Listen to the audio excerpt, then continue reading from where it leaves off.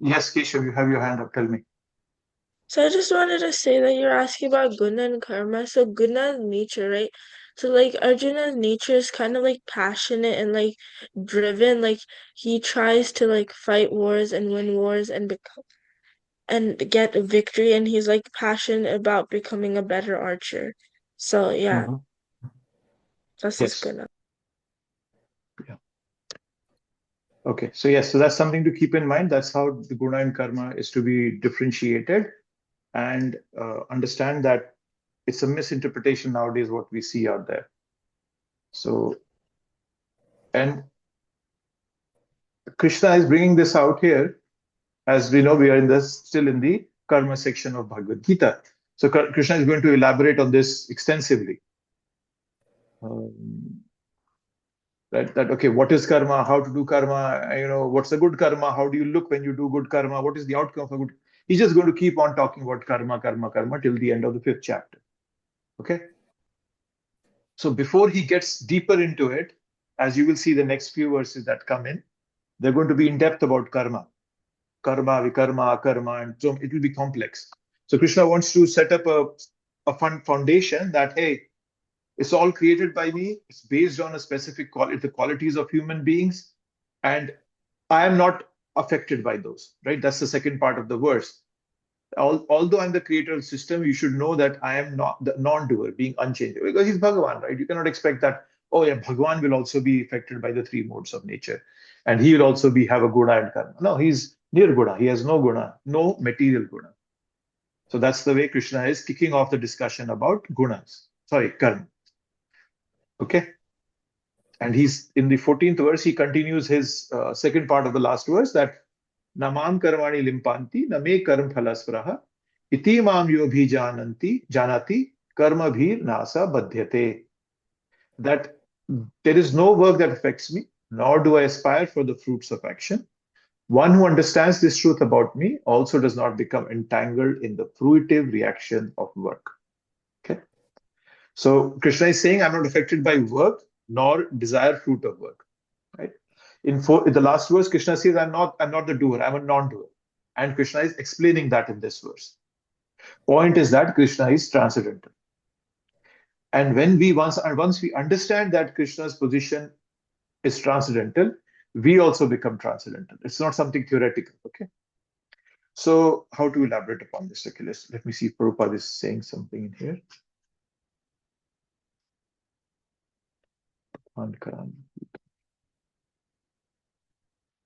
Let me see. You all are here. 22 people I'm seeing in here. I just wanted to take a quick poll. How many of you have read the purports? I have always requested you to read purport before class.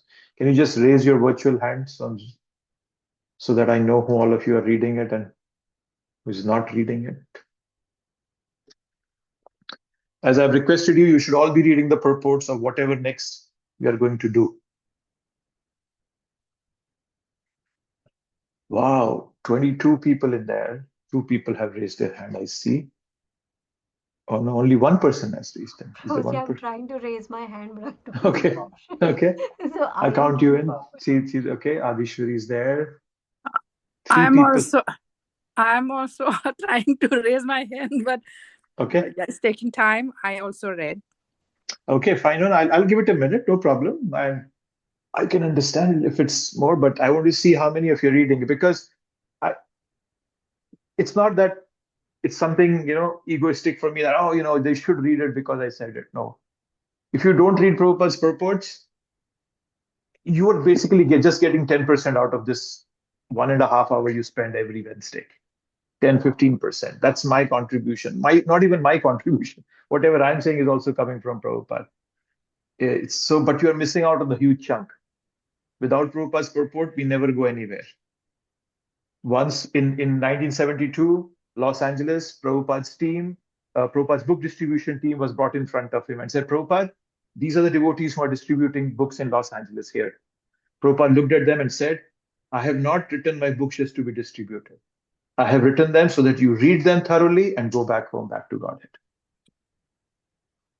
So, yes, we are doing Bhakti Shastri. You'll get a degree. Fine, very good. But you also have to understand that Bhakti Shastri is not a degree. It's a consciousness that you raise. You raise it to the next platform. And that only comes by reading Prabhupada's purports. So next week, I'm again going to ask this question. I hope I see more hands. All you have to do is just read 2 purports every day. You have a week between classes. At the most, I've seen we do 10 verses at the most. I don't think we have ever done more than that. So all you have to do is 5 days, 2 purports each. Just read them and ask a question out of that purport for yourself. Okay, why is Prabhupada saying this? What does this mean? Where is this verse coming from? Any question. Doesn't matter how esoteric, how intense, how basic, no problem. That's the way you get deeper into Shastra. Prabhupada purports are perfect. They are not, not even for a minute we should think that, oh, it looks like Prabhupada made a mistake here. Never. A self-realized soul doesn't do that. So next week I'm going to again ask this question. So I hope there are more hands. Okay, now coming back. Okay, so what we were talking about is Krishna in the 13th verse, he said that I'm a non-doer. Okay, he said that I'm the non-doer here. That it doesn't affect me. The guna karma concept, this 4 divisions, they are not affected. They don't affect me. Yes, he comes in a specific one, but it's not that he's bound by that.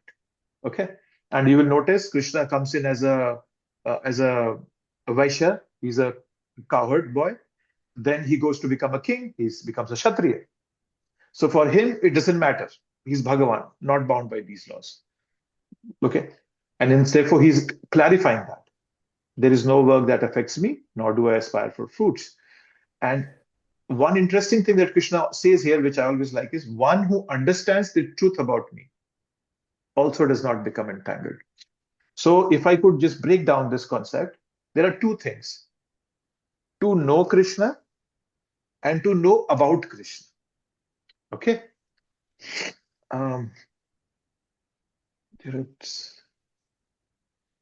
Okay. So yes, so two things. Know Krishna and know about Krishna. I'll give you an example. A doctor, you take, let's say, your child's sick, or you are sick. Oh my God. Or let's just keep it to the child. The child's sick, the mother takes it to the doctor. The doctor examines the patient, takes his vitals, and he says, okay, his temperature is this much and this and that. That's what the doctor knows. So the doctor knows about the patient. However, the mother knows the patient, even though she does not know his vitals. A mother knows about the child.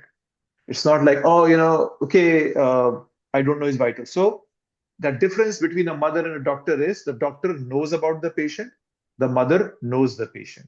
There's a huge difference in those 2 words. To know means God did this, right? So one can know about God and one can also know God. Now, which one is important? To know about God or to know God? To know God. To know God, yes. To know Yes. God. About the God. Yes, to know God. So yes, we all want theoretical knowledge. Know about Krishna. Okay, Krishna, born to Devaki, and then transferred to Mathura, to Yashoda Maya, and then okay, he killed these demons, and then he went and killed. Theoretically, yeah, we should know that. We want theoretical knowledge. And then the other part to know Krishna is the transformational knowledge, which will transform you, right? And where does that transformational knowledge come from? Where does the transformation come from? It comes from these purports from the yes. text. Yes, so transformational knowledge, that when you know Krishna, it changes the direction of your love. Right now, my love is directed towards this material world in the form of lust. But when I really know Krishna, then it changes the direction towards Krishna. Knowing means you should see Krishna's hand in everything. Yes, we are not advanced enough to see Krishna's face, right? But we can see Krishna's hand every single minute of our lives. Whenever anything happens to you, somebody does something wrong to you, or something wrong happens in your life, you can always see, that there's something Krishna is doing something there. You can see Krishna's hand in there. Something good happens, you can always see Krishna's hand, but even when something bad happens, you can see Krishna's hand in your life. And so that way, the whole direction of your thought process, of your love, goes towards Krishna. So that's something to keep in mind. And that's what here Krishna is saying, when that person knows me, then that person becomes free from all the entanglement. That's what Krishna is saying here. And Krishna said that's it about in the fourth chapter, we are in the fourth chapter. Fourth chapter, 9th verse. Janma karma cha me divyam evam yo veti tatvatah tyakta deham punarjanma naiti mameti swarjana. Whoever knows the transcendental nature of my birth, janma karma, and my activities, transcendental nature, not the material nature, so that person becomes liberated. I see 2 hands raised. I can please go ahead. Prabhuji, I am not clear on transformation of knowledge aspect. This is like knowing Krishna, not knowing about Krishna. I understand, reading scriptures, but knowing Krishna is when you said transformation of knowledge. Can you elaborate on that, please? So you mean how to get transformational knowledge? Is that what you're asking? No, just in simple words, how do you distinguish to know Krishna versus know about Krishna? I think I'm clear on know about Krishna, which is Okay. theoretical knowledge. You read about him in the scriptures, right? Mm-hmm. But okay. So I'm not clear on how to know Krishna. Okay, let's elaborate on it. First thing, let's see what transformational knowledge is not. Verse memorization. Okay, Prem Dham knows verses. No, it's just it's not transforming. It's not transforming my heart. It is in my mind, but it's not coming down to my heart. Right? I can do a lot of philosophical arguments. That is not transformational knowledge, right? So as I mentioned, that verse 4.9, right? Who understands my appearance and activities. So not one who studies, but one who understands the truth. That understanding is the transformational knowledge, right? For example, to know about Krishna is, okay, I know that Krishna is God. But what will transform me is Krishna, that Krishna is my shelter. That whatever is happening to me is Krishna's mercy. That's transformational knowledge. Another transformation, like knowing about something, like for example, you know that I am a soul, knowing about it, right? Okay, I know I'm a soul. A soul is eternal. But what could transform you is that when that thought process comes in, makes it, when you actually practice it, okay, I'm a soul, I'm not this body, so I'm not going to waste my energy on the needs of this body to that. I'll just maintain it, but not overdo it, right? So that's the difference between about versus knowing. Okay, that's something to keep in. Did that make sense? And I can go further, but I just wanted to be sure. Yeah. Right? So the first one, as I said, is the more simpler one. Krishna is God. That's an information. But what is going to transform me is when I say that Krishna is my shelter. That whatever Krishna is always protecting me. He's got my back. That will transform you. So that's transformational knowledge. Okay? So that's the way you understand what is transformational knowledge. It's not a concept. It's actually a part of your life. That's what transformational knowledge is, right? You can further divide it, transformational knowledge as identity, right? Okay, my identity is I am Krishna's servant. That's something, right? So when I'm Krishna's servant, when I have this attitude to serve, then whatever insult comes, I don't get hurt by it. When praise comes, I don't get proud of it, right? Because my identity has shifted towards being Krishna's servant. So that's another aspect of transformational knowledge. You can also, one subsection of transformational knowledge could be your relationship, right? Krishna is Bhagavan, okay, fine. But Krishna is my maintainer. Krishna is my well-wisher. Krishna is taking care of me at each time point. See, today I was driving my car, and I was on the highway, and suddenly one of my tires got punctured, and I was worried how it's going to happen. And suddenly there was a guy standing behind me to fix my tire. I'm just giving you a scenario. It happened to me a couple of months ago. I was coming back from Pennsylvania, and I had a tire puncture, and I was trying to fix it. But then I saw there was this a guy who was like a mobile tire fixer kind of a guy. And he was standing behind, and he fixed it for me within a minute. So I felt it Krishna's hand there, right there. So that's relationship knowledge. Dependence, yes. You will stop thinking, I am going to manage it. No, Krishna will take care of me. So all these are come under the umbrella of transformational knowledge. Your relationship, your identity, your dependence, and so forth. Okay, hope that was clear. Yes, Prabhuji, thank you. There are other hands raised. Let me know if somebody was saying something. Yeah, Prabhuji, that was me. So I was, as you were explaining, I was thinking that basically anytime we need Krishna, he's there. That's basically the transformational, right? Yes. I mean, Yeah. yeah. And that's not a habit. That's a thought process we all can cultivate. I mentioned it the last time. Knowledge is knowing about Krishna. When you put it into practice, then it becomes wisdom. Then you get the clarity that, yes, Krishna is protecting me. Then whatever is happening to you, you try to see Krishna's hand in it. I'm not saying you start seeing it from day one. But when you consistently tell your mind, no, I have seen Krishna's hand in this. I lost my job. Somewhere Krishna is thinking something good about me. I don't know if I have given this example here, but I have given it I give it in one of the Sunday temple classes or somewhere, some class. Brian Acton, he's a software engineer. Brian Acton, he lost his job in Yahoo.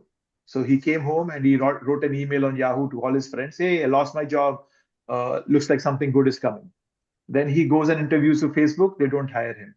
He again goes to Facebook and posts, hey, went for a job interview in Facebook, didn't get selected. Something good is coming, right?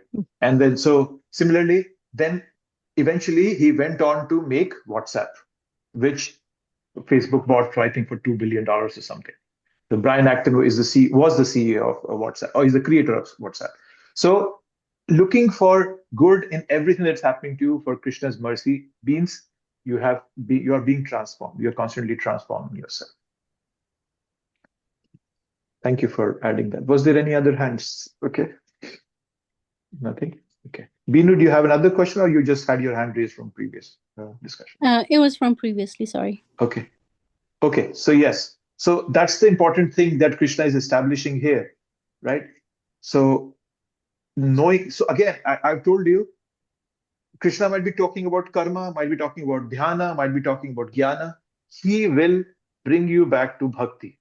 He will bring you back to focusing on him. Him means Krishna himself, directly or indirectly. So, but unfortunately, he's a bit constrained because he thinks that if I tell bhakti right away, I will lose all the other people who are not ready for bhakti right now. So he's put everything in this Bhagavad Gita. But his message is bhakti all. That's why he's saying right here, one who understands me, they also all the entanglement is lost. So you become pure once you know Krishna. But that transformation is going to make us all pure. Okay. This was transformation. Okay. Let me ask, or let me see. There was a point here in the purport. There was Prabhupada saying, there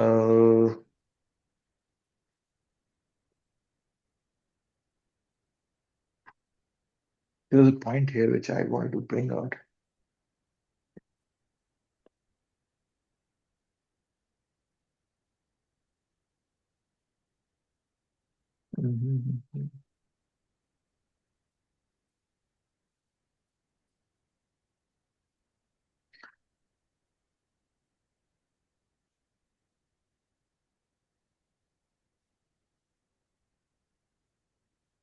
Okay, this is one.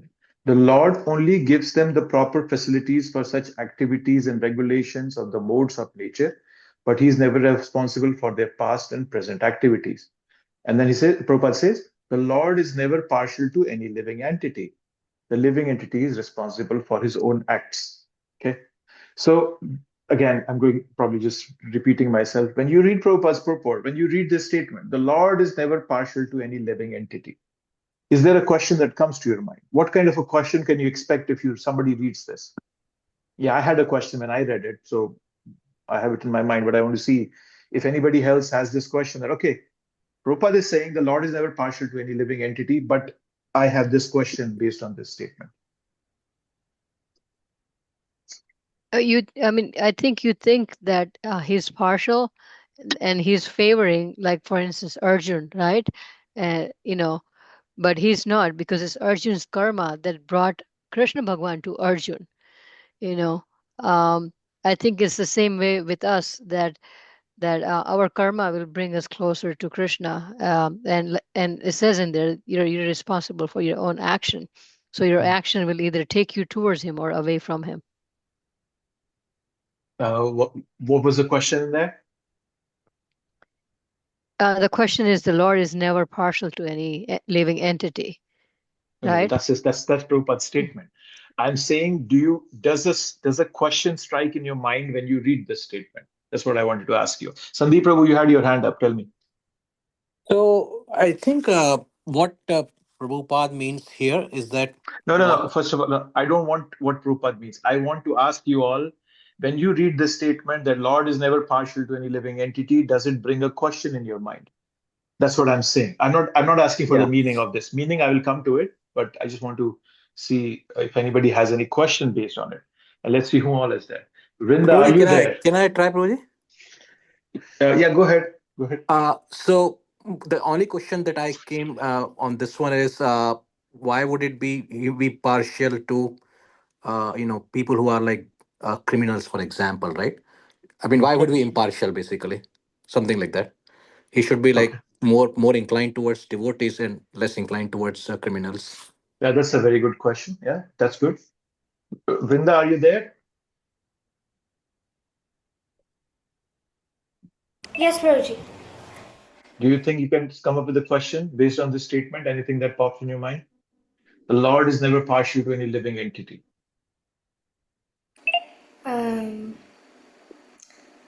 Like a question, like what do you like?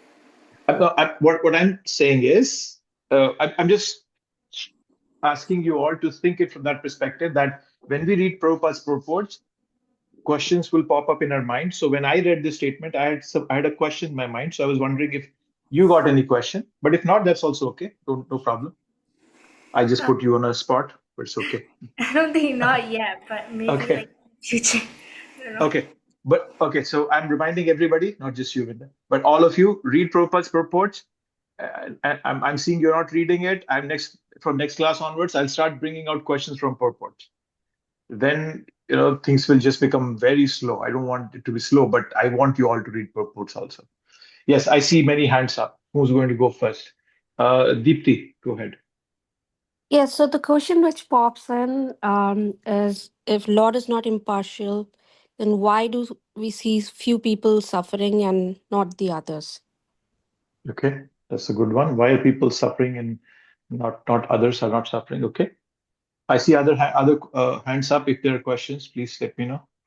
Prabhu, I'm thinking from a different perspective, that Okay. a lot of people tend to think that they have a special relationship with Krishna, right? That they're special based on the bhakti they do, the devotion they have, the amount of maybe what they do in the temple. So sometimes they have that inclination that they're special. So when you see the statement, the question that would come to your mind is, hold on, I'm doing so much, I am really going beyond. Why am I, why is Bhagwan not partial to me? Why is he just partial or non-partial, right? To anyone, everyone is equal, but I am special, so why is he not partial to me? So I think that's the question that comes to mind.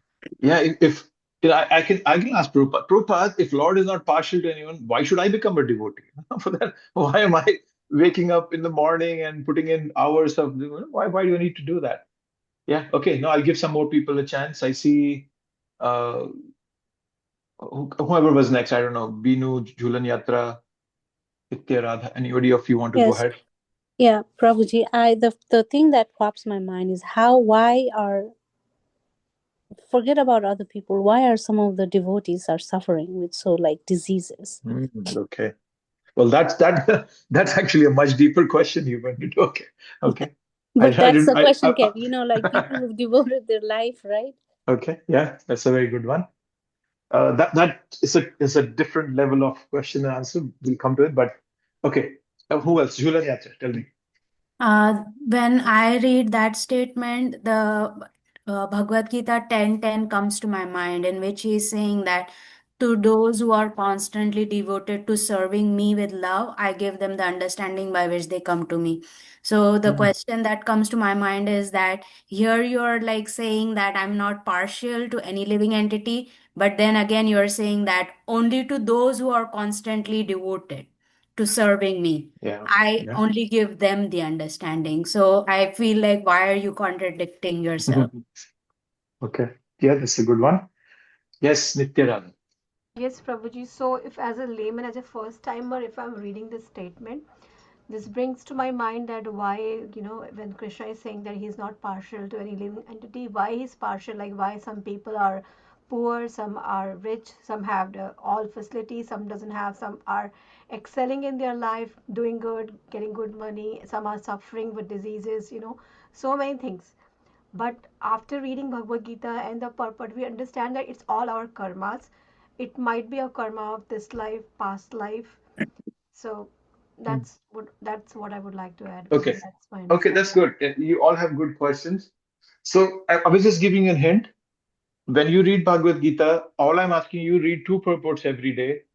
And when you read those two purports, it'll take you what, 15, 20 minutes. And just consciously ask a question, not doubting Prabhupada's capability. As a humble mood, ask, okay, why is Prabhupada saying this?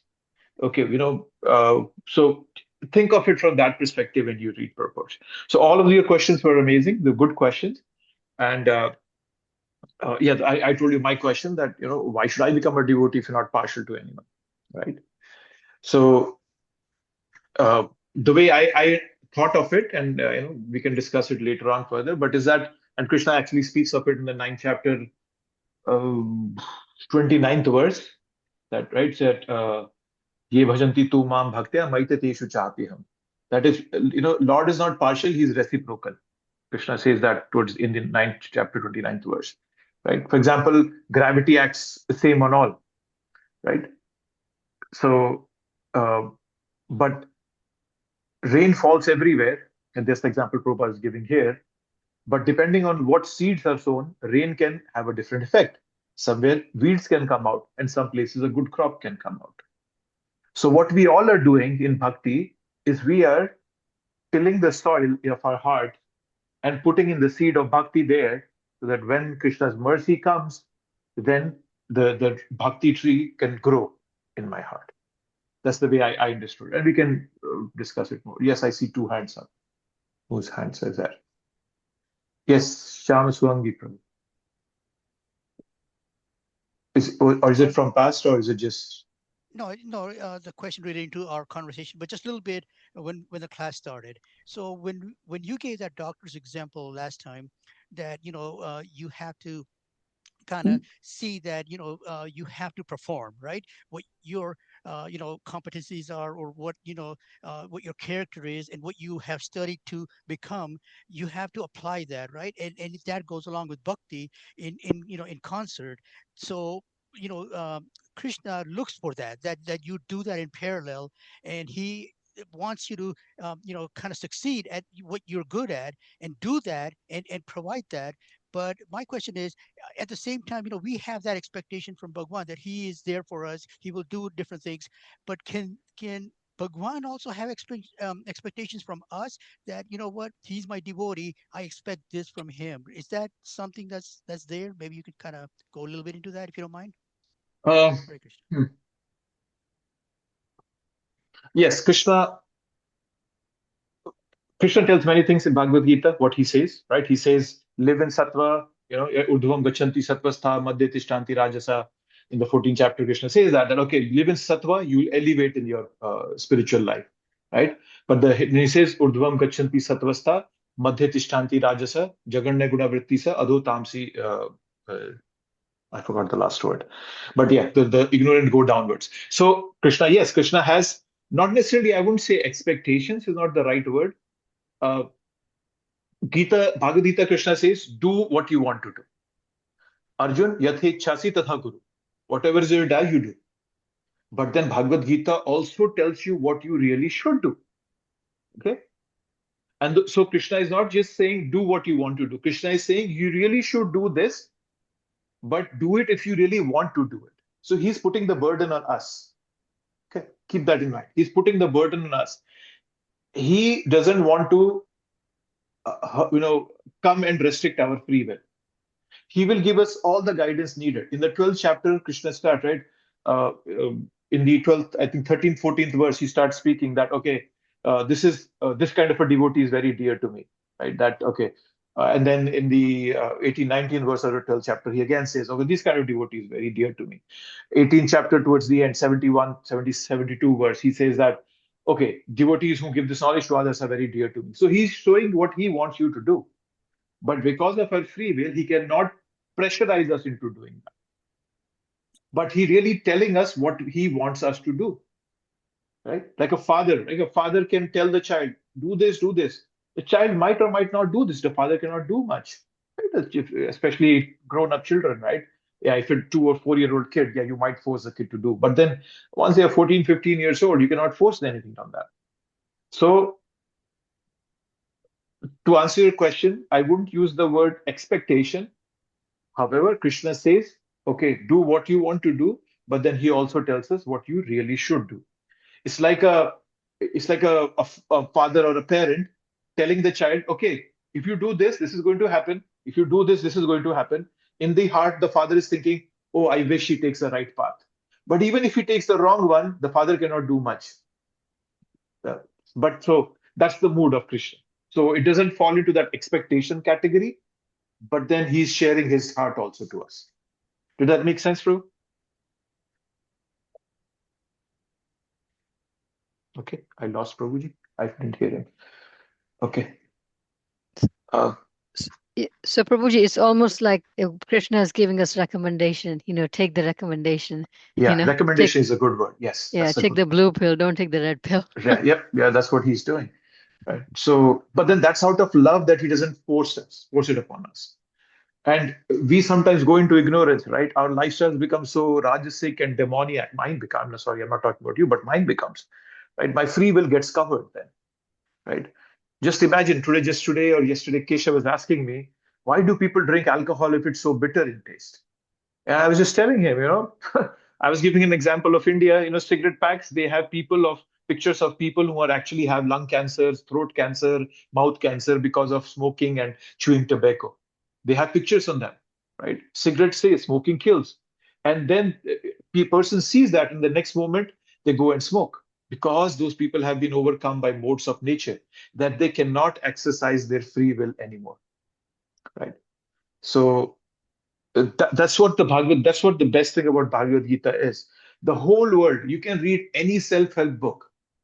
They're telling you to make resolutions. Do this, do this, do this, this. But nobody is telling you how to unlock your free will in such a way that you can keep the determination to follow those resolutions that you make. They will teach you how to make resolutions. If you want to be a good speaker, they will teach you, okay, yes, you can be a good speaker. This. How do I keep the determination to follow those resolutions? That is the great science of Bhagavad Gita. That is why Bhagavad Gita is the best self-help book in the world. Okay, I'm stuck on one verse today. Okay, let's move forward. But I just gave you a hint. Next time when you all come back, I'm hoping you all have read the purports. Just read it with this mindset. And you don't necessarily have to have a question in every purport, but keep that mindset, that inquisitiveness going. Okay, let's come to 15th one. Here, so now next 10 or so verses, Krishna is going to focus a lot on karma. Okay, you'll see that the word karma will come again. Karma, here is karma here. Okay. All the liberated souls in ancient times acted with this understanding of my transcendental nature. Therefore, you should perform your duty following in their footsteps. Right. So Krishna is now continuing his thought process, what he had earlier. That this is what guna and karma is. I'm not bound by it. Okay, and Arjun, I'm just not throwing it up in the air. Actually, people have followed it. They have been liberated by it. It's not a theoretical statement, right? So people who were seeking liberation in the past have got liberation by following this knowledge that I'm giving. So Arjun, act similarly. It's a time-tested process. So Krishna consciousness is neither modern, neither ancient. It's eternal. Right? So So yes, that's the mindset here. Okay.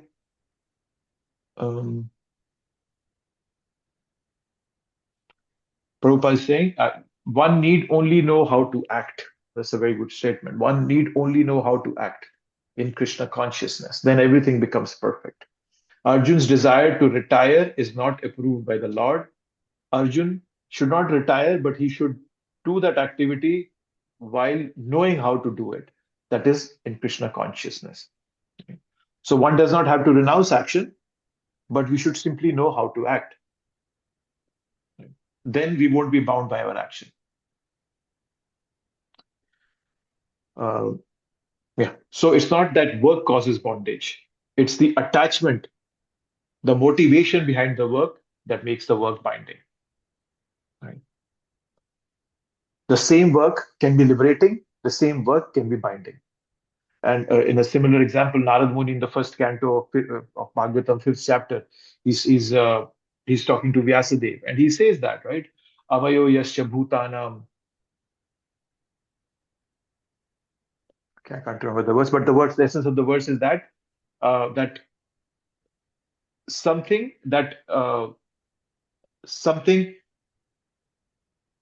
if something causes a disease, can also be the same thing can also be used therapeutically, right?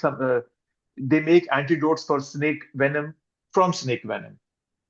And Prabhupada will always give the example that if you get your stomach is upset, then you can cure that with curd. If drinking milk causes a stomach upset, you can cure it by eating curd, which is coming from the same source. So that's what it means. It's not the activity per se, it's the motivation behind it that can make the difference. Okay, now we're coming into the heart of the karma section. So from 16 to 24 is karma. Okay. Even the intelligent are bewildered in determining what is action and what is inaction. Now I shall explain to you what action is, knowing which you shall be liberated from all misfortune. Okay. So this is an interesting word. Kim karma kim akarmeti kavayo api atra mohitam.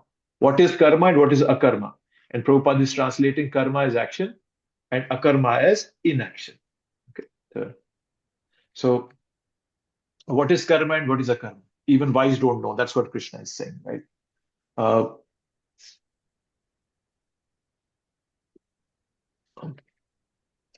Yeah. Okay. Prabhuji, did you say what is karma and what is akarma? Yes. Okay. Those are the two words are being used: karma and akarma. Okay. Karma, Prabhupada translates as action. Karma is inaction. There is no action. Okay. And we will see that Krishna and Prabhupada both will elaborate upon this as we go ahead, right? So yes. So what is karma and what is akarma? It can be very confusing for people, right? And now Krishna is going to explain what action is and what inaction is. He's going to talk about all of them. And Prabhupada just gives us the foundation. He's saying acting in Krishna consciousness has to be executed in accord with the examples of previous bona fide devotees. We don't have to go and invent the wheel all over again. We just say, okay, senior devotees, this is what they're following. I know this is karma, this is a karma. Fine. I don't have to go and just go and do it all over again and figure it out all for myself. And Prabhupada is highlighting, by mental speculation, one cannot ascertain what is religion or self-realization. So by mental speculation, we won't be able to know what is karma or akarma. We just follow a devotee, a pure devotee, and then automatically we understand that. Okay. And actually, in the Srimad Bhagavatam, when Bhishma is about to die, Yudhishthira comes to Bhishma to take knowledge, and Bhishma says that in one of the verses that Kavayo muhyati api tatra. I think that's the last line of that verse. Kavayo muhyati api. That even the most intelligent get bewildered by knowing what is right, what is wrong, or why is this happening? And he is indicating, what Bhishma is indicating by is that you Pandavas are so close to Krishna. You're practically family with Krishna. You're cousins. But you had to go through so much. So It's practically impossible to understand what Krishna wants or what does not, he does not. So, so that's something to keep in mind. That's what Krishna is going to establish in this verse. Hence moving ahead from here. So yeah, so and Prabhupada's statement is very powerful when he says that learning from devotees. So Bhagavad Gita is essentially a spiritual revelation, and it is being it's being transmitted from the divine heart to the human heart through a chain of devotees.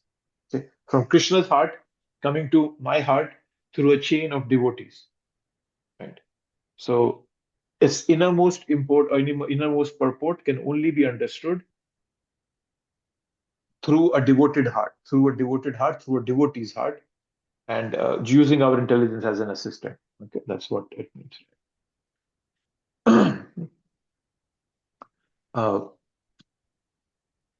Okay, let's see what further Krishna is speaking about. Okay, so now Krishna brings out 3 kinds of karma here.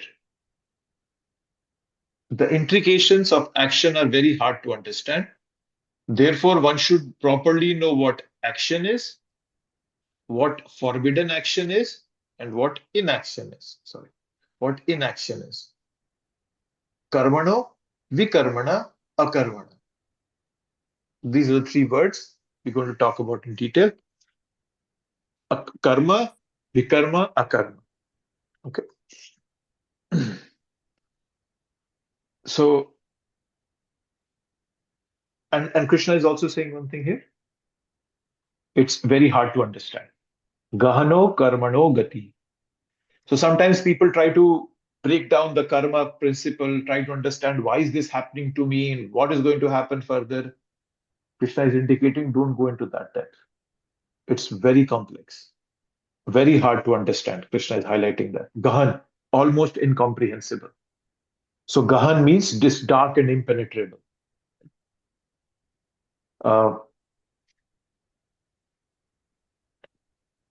If you see, right, Dhritarashtra in Mahabharata, he asked Krishna, why did I have to suffer the death of my 100 sons? And Krishna tells him that he has done something, I don't know, 50 or 100 lifetimes ago. Oh, Dhritarashtra says, oh, this is ridiculous. Why did I have to wait so many lifetimes to be kind of given this result of my karma? Why not just in the next life? Krishna says, it takes a lot of piety to get 100 sons. So you had to accumulate that piety before that karma could be given back to you. Right? So, okay, so karma, the word karma basically means prescribed duty. Okay, and it can be different for different people. I'm not saying it's the same for all of them, right? Yes. So karma in general means action that one does. Okay, and again, let's take a step back. The word karma can have different meanings, right? If you see karma, the general understanding is that karma means the action one does. Okay, but then it can also sometimes refer to as your reactions of past actions. Right? One say, oh, one is suffering one's karma, right? And sometimes karma can refer to the whole system of the law of karma, right? But karma in a stricter sense, scriptural sense, primarily means action done in accordance with one's prescribed duties, as mentioned in the revealed scriptures. Right? Now, in contrast to karma, there is vikarma, viruddha rupena karma. So, vikarma refers to action done contrary to the scriptures by misuse of one's free will. And it is vikarma that takes us down to the lower forms of life. Kali Yuga is full of vikarma. And the 4 main vikarmic activities are intoxication, meat eating, gambling, and illicit sex. These 4 main irreligious activities lead to severe karmic reactions, which can come both in the future or in the present life. And we know that. Illicit sex leads to diseases, meat eating leads to heart problems, cancers, gambling can, people lose their sense and eventually they lose everything. And, intoxication It just people just make a fool out of themselves. But yeah, there are a lot of that. It actually, once again, when you see Prabhupada had these four regulative principles that he created, he didn't create them out of his own thought. Oh yeah, let me create something. No, everything Prabhupada did was based on Shastra. So in the Srimad Bhagavatam, in the first canto, there is a verse where all these are mentioned. Let me see if I can. Oh, it's probably my slide. Let me see if I should. Yes, Sandeep. Prabhu. Oh, you mentioned about these four things, right? And somebody actually asked me about this. They're like, okay, rest of the three things we understand, but when it comes to alcohol, right? Alcohol is like vegetarian. Uh, so why Alcohol is alcohol? vegetarian. How did you What's the, put it in vegetarian? I don't know. How So did you make that classification? Okay, go ahead. Go ahead with your question. yeah. So I mean, what's a good logic to give to those kind of people, Prabhuji? Like, what's a good thing that we can tell them? But you don't have to tell them anything. Haven't they made a fool out of themselves after drinking sometimes? Haven't they been vomiting all over the place? Didn't they, don't people get DUIs when they drive under the influence? There are so many things that happen. You basically just lose your common sense. You just, the barrier, the moral block that you have, the moral wall that we all make so that we don't go from human beings to animals, that wall is broken. We do all nonsense things under intoxication. I don't think anybody needs an example why they should be doing it or why they should not be doing it. If they're still asking for examples, so they're just asking for excuses that how can we continue drinking? Let me convince this guy who has given up drinking by telling him, see, nothing is happening to me when I drink. And you must have drunk. You must have done it. I know what the outcomes is. You know about it. These things. If people are asking you, that means they are not convinced that they should give up. They're still very much attached to it. So don't give them any justification. Let them know you drink. Go happy. Be happy. Okay. Somebody else raised their hand. Just a general question based on what we just talked about. I was kind of looking into or thinking about how, like when you said it took, time for him to have 100 sons, which took maybe, whatever the amount of time it takes. And that's when it came back, right? His karma. And so my question is, does Bhagwan within himself keep a record of all this? Like, where is this record like stored? Is it like a great database somewhere that all these records are stored, or how is that accomplished? Like, what are the mechanics of that? That all this is there, is stated, and it's the fruition of everything that you did wrong or you did right. How is that all kind of managed? If that can be answered, I'm not sure. Hare Krishna.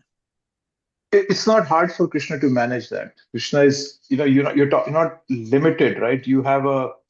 Our mind has so much capacity, right? I don't know how they convert them to how many GB data or I don't know terabyte data our mind can hold. But then there are three entities that play a role in all this.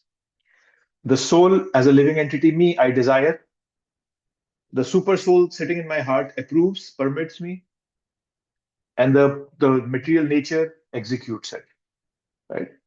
So once I have done something, the cycle is kicked off. The material nature is surely going to give it back to me. So it's not like a physical record that somebody is maintaining a notebook, but the concept of karma is perfect in the sense that all this is eventually, when I put it out there, it's the material nature is bound to give it back to me in whatever way it's meant to. But there's no like a notebook or anything being maintained. Well, they say Chitragupt in Yamlok is maintaining that. Uh, but I don't know how much of it comes down to actually giving results. But yeah, that's why Krishna himself is saying, yeah, the intricacies of all this is very hard to understand. Don't try to get into the complexity. Krishna is infinite. He can do whatever he wants.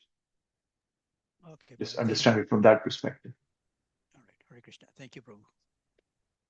Yeah, I think I was trying to show the verse and I had it in my slide. Let me share my screen and I'll quickly show that verse.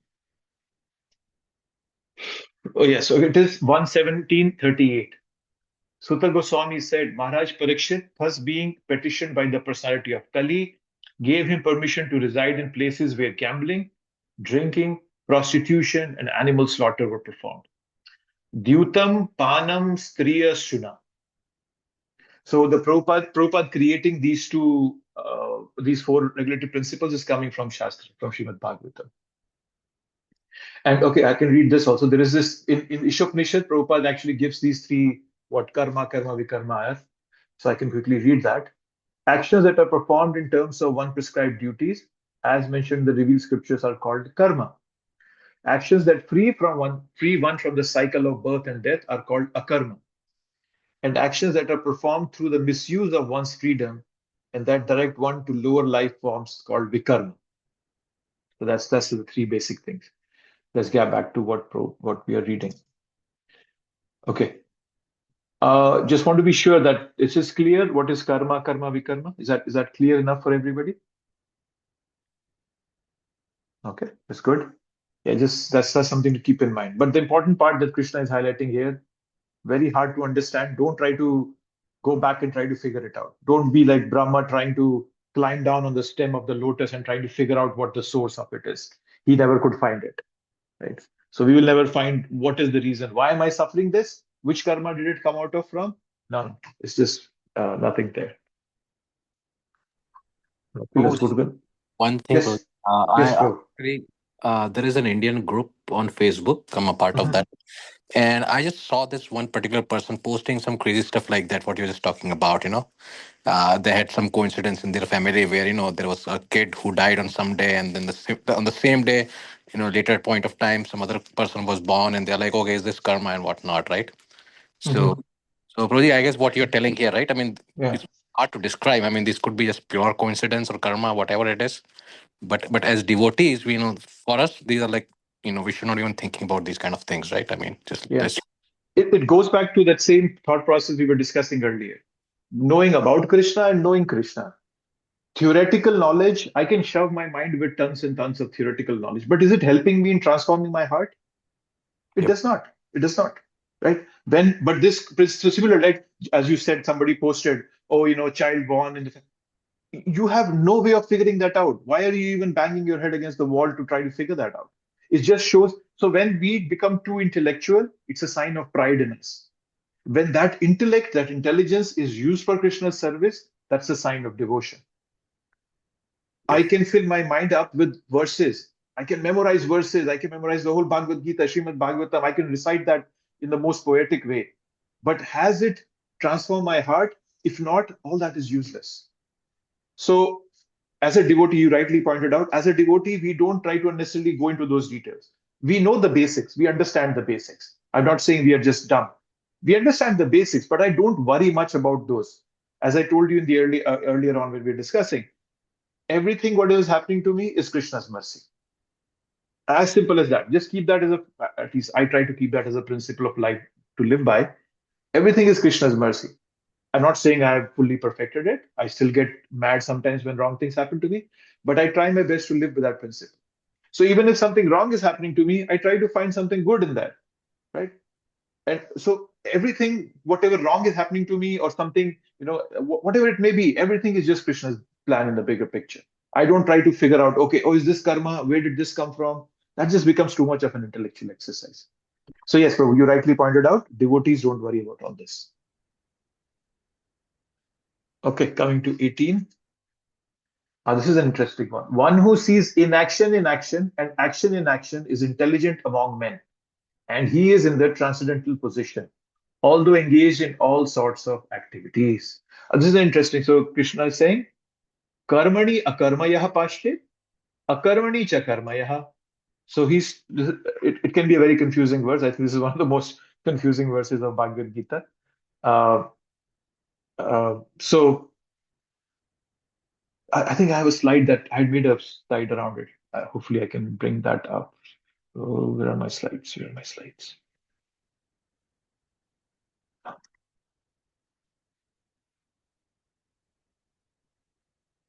I'm putting slide show and then I'll show it to you.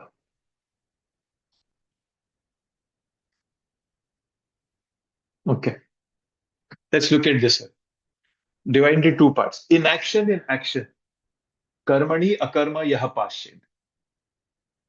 In action means that there is action actually happening. there is some physical activity being done, but we don't get any karmic results. That's the first part of it. Arjun fighting in Kurukshetra. I just put a picture of some college people, sorry, not college, office people here, trying your best, leaving it to Krishna, appreciating others as Krishnas. That makes your work in action, in action. Okay.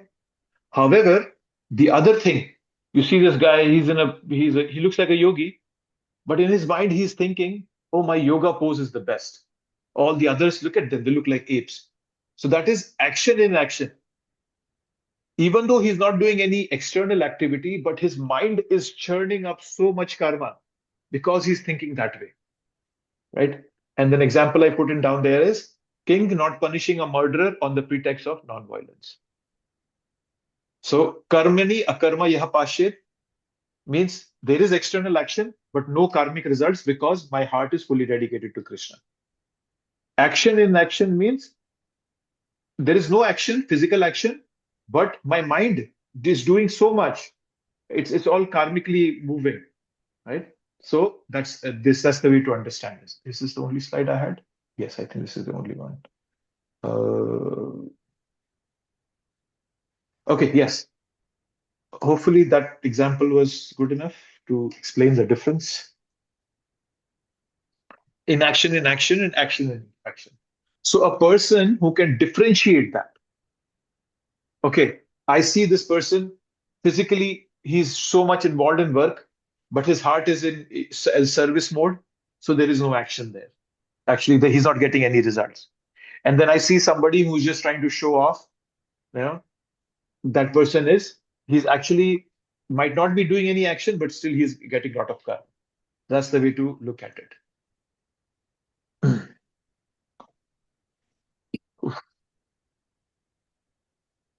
Okay.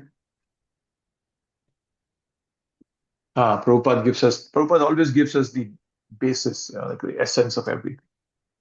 The sense of eternal servitorship to Krishna makes one immune to all sorts of reactionary elements of work. Forget about all the karma, what is karma, vikarma, everything. Just be Krishna's servant. Das, das, and udas.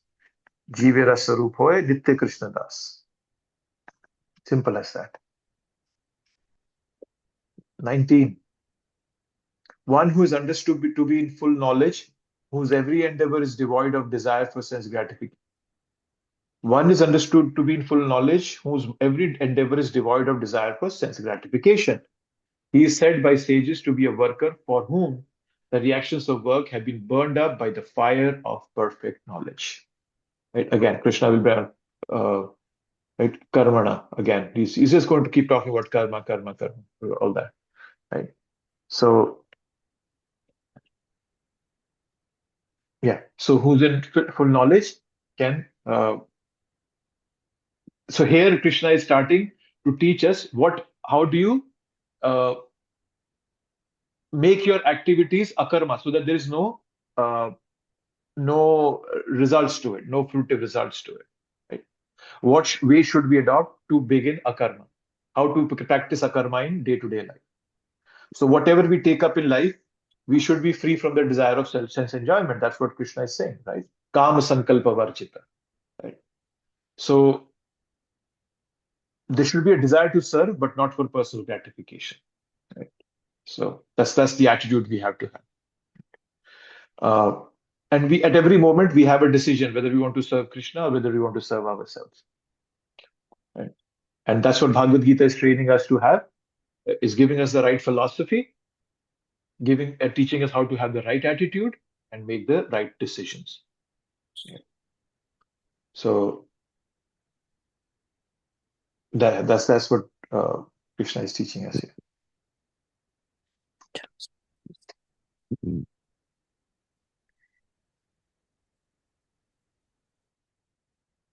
Okay.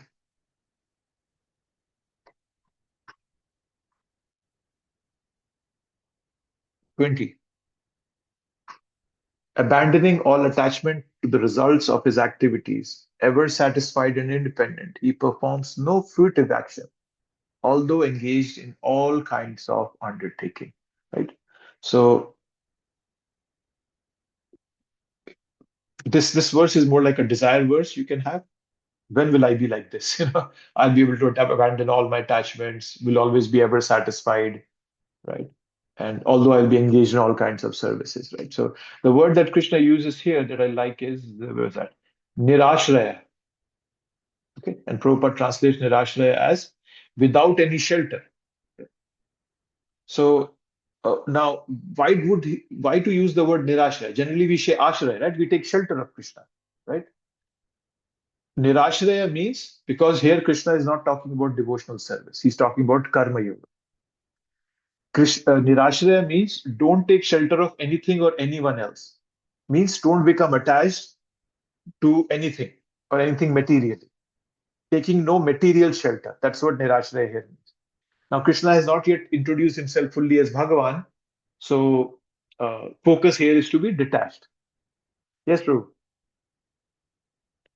Yeah, Prabhupada. So is this statement kind of saying that because of action and inaction, and there is no fruitive action, so there is actually zero karma incurred in this?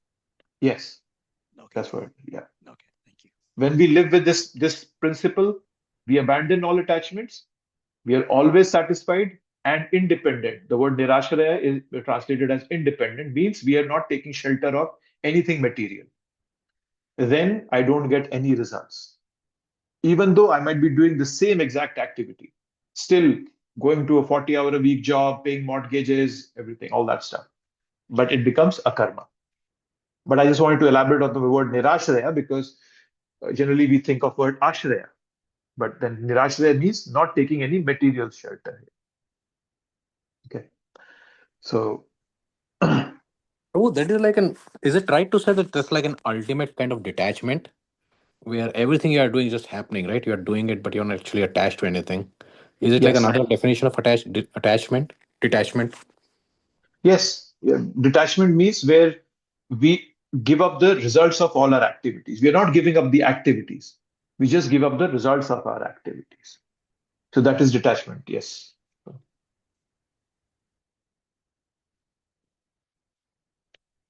Okay. So that's how we get success in bhakti. I said right philosophy, right attitude, right action, right relationships. Right? All these things they bring out that the pureness in us. Right? So,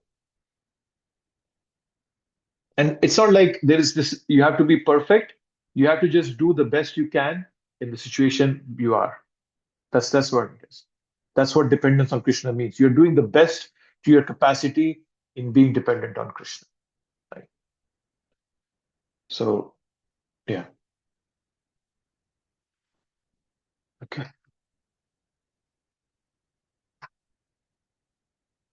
21. Such a man of understanding acts with mind and intelligence, perfectly controlled, gives up all sense of proprietorship over his possessions, and acts only for the bare necessities of life. Thus working, he is not affected by sinful reactions. Right? So here again, another word that can confuse us is nirasha, right? So nirasha could, in general sense, when we talk of nirasha in Sanskrit or Hindi, it means we're disappointed. But here the word nirasha is meaning without desiring for results. So just be careful how the words are used. It means without selfish desire, right? So without selfish desire means the person has no possessive mentality.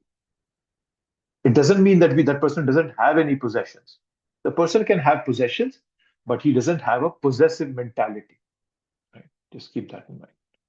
For example, for Kshatriyas, it is necessary to live opulently. They're kings.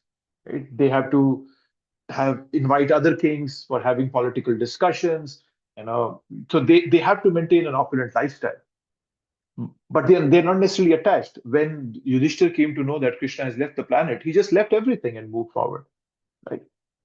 So yeah, so that's what nirasha means here. Okay. Uh, also, what is that? acts only for bare necessities. And so man understanding, such a man of understanding acts with mind intelligence perfectly controlled, giving up all proprietorship. So an example of, if I give you of Nirasha, Prabhupada once, even he was in Detroit, okay? And he went to a mansion, right? And the mansion was owned by the owner of Rolls-Royce company. It's called, I think it's called the Fisher Mansion. The mansion was being sold, right? So Prabhupada was given a tour of the palace, and when the discussion came about money, Prabhupada said, "Oh, we all are beggars on behalf of God. Why don't you give us this for free?" Now just imagine, it's a mansion, right? And the owner was stunned, you know. Then Prabhupada started bargaining and finalized, he reduced the price by half, right? Now all his disciples were confused. Where is that money going to come from? Right? Then Prabhupada turned to Alfred Ford. Yeah, some of you might know Ambrish Prabhu. He's right now heading the Mayapur temple project. He's a grandson of Ford. So his name is Alfred Ford. So Prabhupada turned to him and he said, "Oh, he can give half the money." And then there was a daughter of the union leader of Ford. Uh, yes, the daughter of the, and said, "Oh, she will give other half of that money." Right? And they both were enemies actually, right? So that was Nirasi, right? There was no sense of proprietorship, and Prabhupada was just fully dependent on Krishna. Where's this money going to? Just imagine, he's going to buy a palace literally, and we don't have money. So he's fully dependent on Krishna. So that's the thought. That's the concept of Nirasi, right? Fully dependent on Krishna with no proprietorship. Nothing is mine. All for Krishna. He will figure out everything for me. But we need to have that kind of faith. Right? So yeah. Okay. Which verse is this? 21. Okay, let's go to 22.